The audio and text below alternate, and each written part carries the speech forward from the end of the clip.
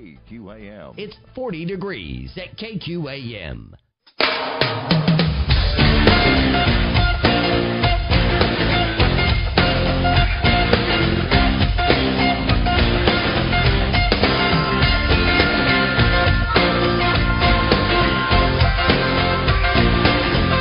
Welcome back to the Joseph Ashby Show, 7:06 on this, the 10th day of October, 2012, 40 degrees outside.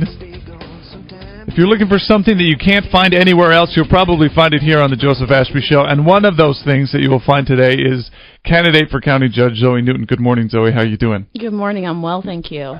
Well, I'm very excited to have you on. We had you on during the primary season when we were sort of in the throes of a lot of competitive campaigns, but we knew yours was a campaign that we were going to be looking at when it came to the general election, because you didn't have a primary opponent.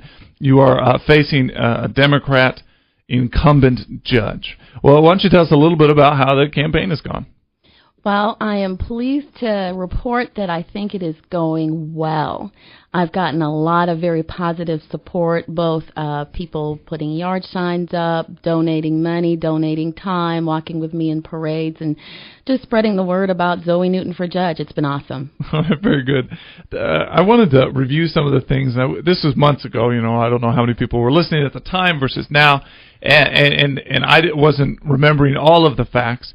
You are not quite an adult, a youth immigrant, we'll say, almost an adult. 17 years old, you came to America, right? From where did you come? I came from Jamaica, and the issues that drove me to come here were issues of socialism, which the country had an unhealthy relationship with Cuba at the time. And even though they were ultimately defeated, the corruption, the cronyism, the inability for regular people to make a life for themselves was apparent to me. And so I was thrilled. I felt like I won the lottery when I got a green card. Oh, very cool. That's an interesting point that you bring up, that even when, and you see this throughout Europe, even when somebody who is a self-described socialist or a party like the Labour Party in Britain or other leftist parties, or left of center at least parties throughout Britain, even when they lose and their conservative challengers win, it doesn't really change very much. You know, you don't see a lot of movement in policy. I remember one of the classic examples was in Great Britain. David Cameron would run billboard ads that said, "I'll cut your taxes, not the National Health Service," right? So you had the quote-unquote conservative candidate saying, you know, I'm going to go to bat for socialized health care. And I thought to myself, man, that country is a lot further along than we are, and yet we will we will see our Republican Party, in this case, follow those same tenets, because people do become so wrapped up in, oh, I need the government to do this. If I don't vote for this person, what could happen to me? And I really don't want people to be scared about their whether or not they're going to have health care based on who wins a political election, right? Like, go out and be able to make your own life. And so I'm happy to hear you say that. So came to America at 17. Felt like you won the lottery. What did you do once you got here? Did you graduate from a high school here? Had you already had a high school equivalent by the time you got here? Go ahead. I graduated from my old alma mater, Immaculate Conception High School, and I really didn't have any skills, so I became a waitress. I didn't have any office skills. I taught myself to type on an old IBM Selectric 2. I don't know how many people remember those. And, you know, finally got a clerical job. But it had always been my goal to get a college degree. So I got a job in a hospital emergency room, working from 11 at night till 7 in the morning. And as a matter of fact, I actually had two jobs for a while. I worked 11 at night till 7 in the morning, and then I went to a doctor's office and worked during the day and saved up some money for college. And then I quit that day job and went to school full-time during the days. Mm-hmm. And I graduated on time. Yay. Did you still work at night? Oh, yes. Oh, man.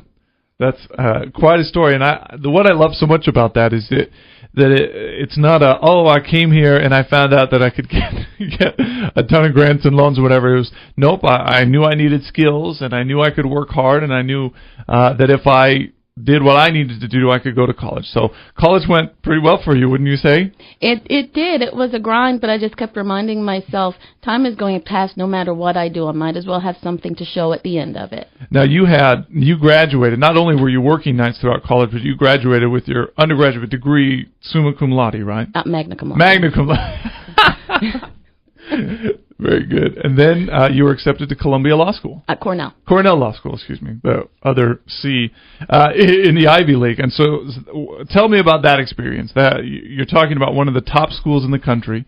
You're there going to law school. Very difficult, kind of difficult. Was it easy for you, hard for you? It was difficult. Law school it teaches you a different way of thinking, and my old professor used to say what it teaches you to do is how to read, because you really pay attention to words in a different way so you can understand the meaning. And, of course, I think I've always been a conservative.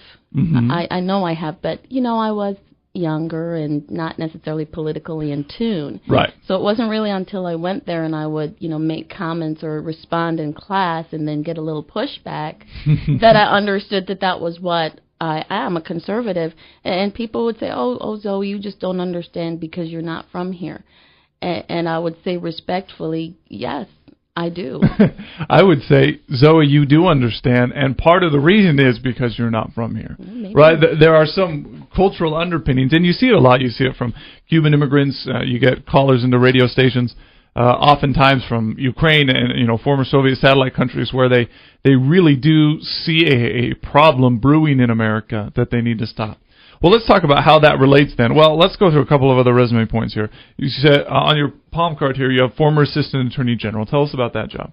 Well, I had started out in big law and always wanted to be in court. And the problem with big law is when you're working for really, really big companies, they're not going to let the little associate do the argument, even if you write what you think is a brilliant brief. Uh-huh. And I wanted court time, and I also wanted a different path. And so I decided to serve as an Assistant Attorney General, and I was in and out of state court, federal court, administrative proceedings, and really expanded my experience beyond corporate to constitutional law issues, prisoner litigation, unfortunately sometimes even termination of parental rights, but just a huge array of issues. Now, these are the same types of issues that you would be adjudicating on the bench.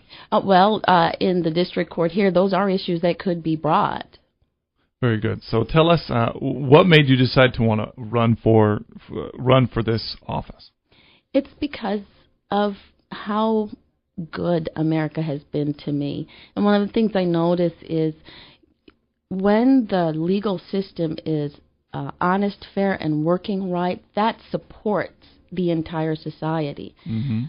Judges who are not legislating from the bench also are a bulwark against overweening government intrusion into our lives. They can take our children or our businesses. And so that's why I always say I am committed to enforcing all duly enacted constitutional laws. All right, very good. Now, if folks want to get involved, if they want to send you some money, or if they want to help you knock doors, or if they want a yard sign, how do they get a hold of you? Well, go to ZoeNewton.com. That's ZoeNewton.com. And you can donate there. Or you can send a check to P.O. Box 780959. That's Wichita 67278. Like me on Facebook. Also, you can email me at contact@ZoeNewton.com. And I'm really looking for some more awesome people to put signs in their yards, and we deliver. All right. Well, very good. Well, thanks so much for coming on, and we wish you the best of luck. It's very difficult to beat an incumbent under any circumstances, but if you look at this election, it's prime for you to come in and win this seat, and I know that you will do a good job. Thanks so much for coming in, Zoe. Thank you. All right, thanks so much. That's Zoe Newton, candidate for judge. She would be awesome on the bench, and she has an awesome life story, understands the value of law and of hewing to it like very few people do. We'll be right back.